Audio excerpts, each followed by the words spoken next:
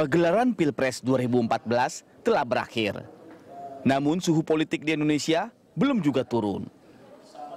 Suasana panas antar poros koalisi parpol kini menyeruak dalam gedung DPR RI.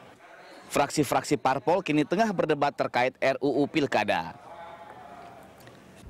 Dalam RUU Pilkada di dalamnya terdapat mekanisme pemilihan kepala daerah, mulai dari gubernur, wali kota, hingga bupati. Namun yang menjadi permasalahan kini adalah sistem dari pilkada itu sendiri.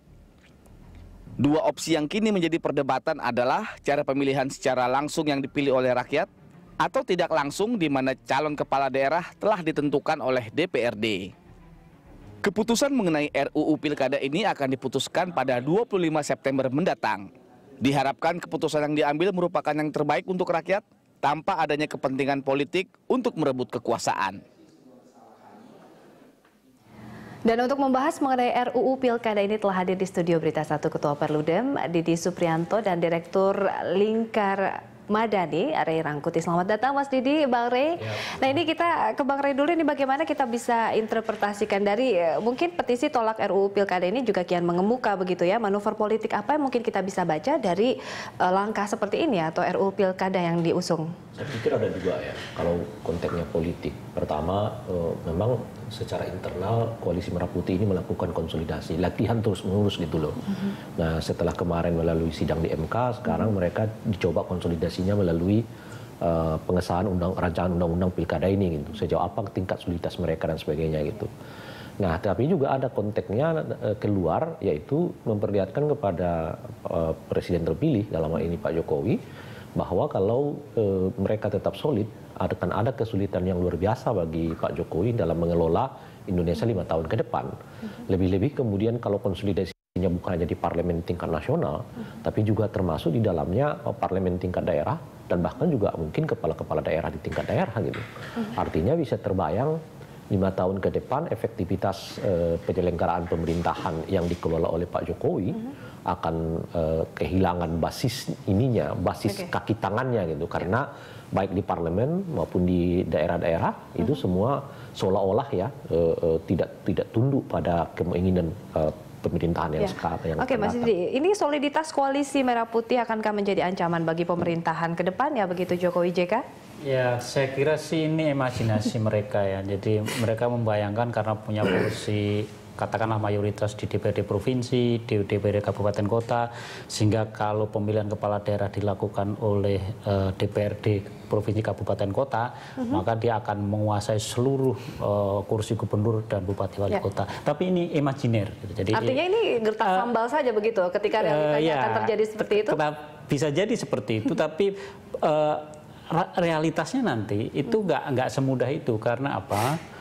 Karena realitas politik di masing-masing daerah itu sangat beda, dan Jakarta kadang-kadang nggak bisa ngontrol itu. Betul. Dan sebetulnya pengalaman pencalonan dalam pilkada antara tahun 2005, 2008 dan kemudian dilanjutkan 2010, 2013 itu menunjukkan meskipun level pusat berusaha mengontrol, memastikan pasangan calon ini atau ini, tapi faktanya itu tidak semuanya berhasil. Karena apa?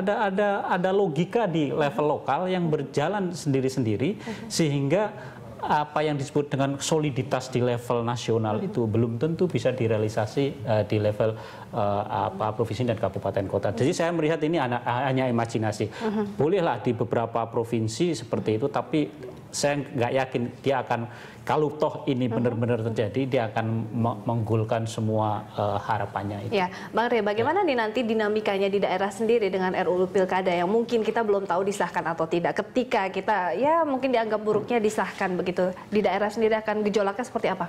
Yang menarik menurut saya kan sebenarnya saya coba mau buat simulasi kecil-kecilan gitu. Meskipun yang saya lakukan itu di tingkat provinsi ya, bukan kabupaten kota, cuman provinsi dan nasional itu kan perolehan suara partai politik ini hampir sama. Jadi kalau misalnya Golkar nomor 2 di provinsinya juga rata-rata Golkar itu nomor 2 gitu. Asumsi saya di kabupaten kotanya, karena itu kan lebih dari 400, jadi saya belum sempat melakukan studinya gitu, juga akan menggambarkan suara yang sama gitu. Yang menarik adalah kalau keputusan ini dibuat, yaitu pemilihan melalui DPRD, sebetulnya lebih diuntungkan tuh PDI Perjuangan. Karena lebih dari 16 provinsi dia menang gitu. Dia nomor 1, bahkan beberapa provinsi mayoritas mutlak. Dia bisa mencapai sampai 25%, 30%, di bawahnya misalnya cuma 15%, 14% gitu. Jadi kalau nanti dibuat misalnya persyaratan bahwa syarat pencalonan kepala daerah itu taruhlah misalnya 30% atau 25%, PDI sendiri saja sudah bisa mencalonkan gitu. Dan itu hampir di 15 provinsi yang kalau dilihat dari kaca itu mungkin boleh jadi kepala-kepala daerah di tingkat kabupaten kota juga dikuasai oleh PDI Perjuangan gitu, kayak gitu. Nah, yang kedua yang paling diuntungkan itu adalah Golkar. Golkar dia menguasai sekitar 12 sampai 13 provinsi gitu ya, baru kemudian Gerindra dan Partai Demokrat gitu. Apa yang mau kita katakan dalam konteks begini? Betul yang disebutkan oleh Pak Mas Didik tadi bahwa sebetulnya ketika ini direalisasikan di tingkat lapangan belum tentu bisa jalan gitu. Sebagai contoh misalnya, saya ambil kasus Sulawesi Tengah. Sulawesi Tengah itu PAN dapat nomor 1, dia dapat 9 kursi gitu kan. Yang nomor 2 adalah Golkar, dia dapat 7 kursi. Asumsinya yang mencalonkan itu ya dua partai ini. Kalau bukan PAN ya Golkar gitu. Adapun PDI Perjuangan dia cuma dapat 5. Artinya PDI ini hanya ngesup, ya ngesup kalau nggak ke PAN dia ngesup ke Golkar. Gitu. Apa artinya gitu?